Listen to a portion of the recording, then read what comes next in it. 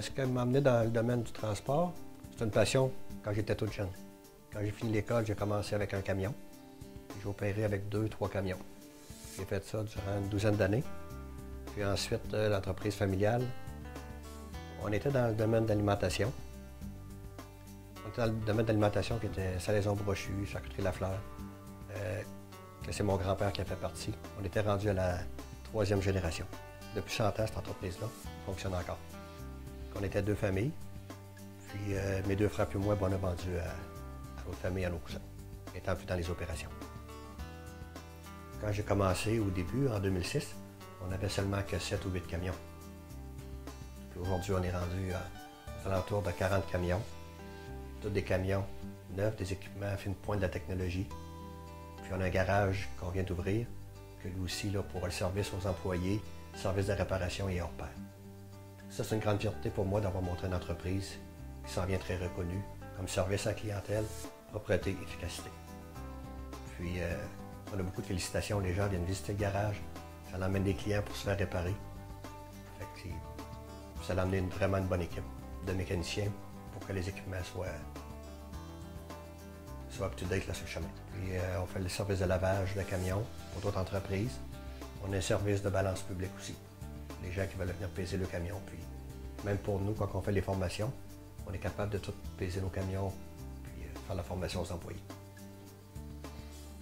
Au début, quand on a fait l'acquisition de Transport Saint-Isidore, on était environ à 90 de transport de grains au service des producteurs et des meuneries. Aujourd'hui, ça représente environ 20 pas plus.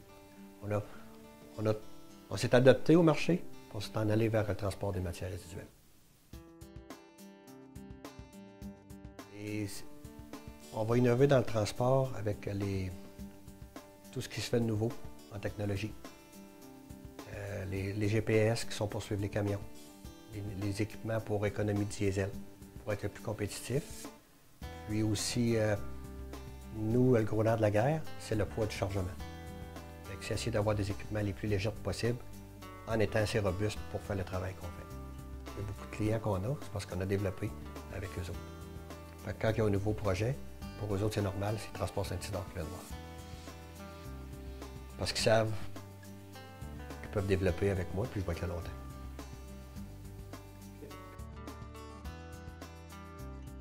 Il y a beaucoup d'emplois disponibles dans le transport. Puis les gens, aujourd'hui, les employés ont le choix d'aller partout. Il faut essayer de créer une appartenance pour la rétention.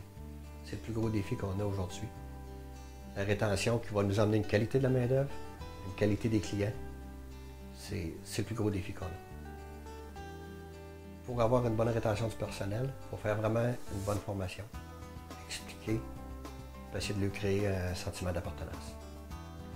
Souvent, on va engager, on engage parce qu'il manque de monde, parce que les contrats s'en viennent, puis on va mettre des gens trop vite à la tâche.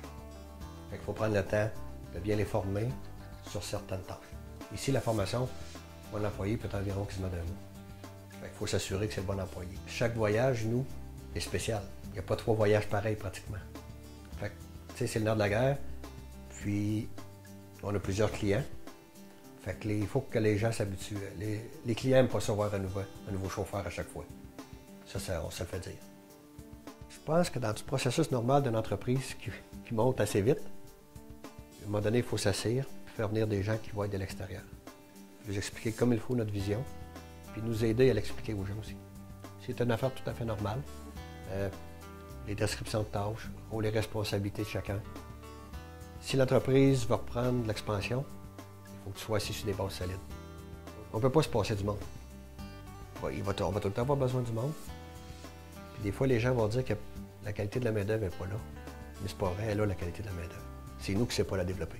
Ou on ne prend pas le temps de la développer. Et si quelqu'un se lance dans le transport dans notre domaine, c'est d'investir dans le capital humain et prendre le temps pour la formation. Ces gens-là vont demeurer, on va devenir probablement toutes des références au Québec dans le transport en vrac. On vient au monde pour essayer de gagner le plus possible, être gagnant. On est des gagnants. Peut-être pas des gagnants, mais des battants.